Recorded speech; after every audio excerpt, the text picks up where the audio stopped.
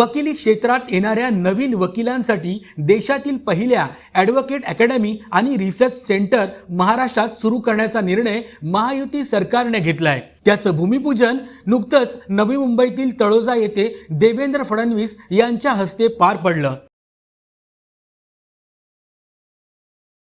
या अकादमीचं महत्त्व लक्षात घेऊन देवेंद्र फडणवीस यांनी 10 कोटी रुपयांचा निधी देणार असल्याचे जाहीर केले आहे। शासन आणि समाजाला ही अकादमी अतिशय उपयुक्त ठरणार आहे।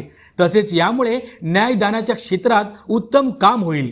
त्यामुळेच येथे शिकणाऱ्या वकिलांना विद्यावेतन देण्याचंही फडणवीस यांनी स्पष्ट केलं आहे। चांगले कायदे बनवण्यासाठी या अकादमीची निश्चित मदत होईल। त्यासाठीच महायुती सरकारनं हा निर्णय घेतला आहे।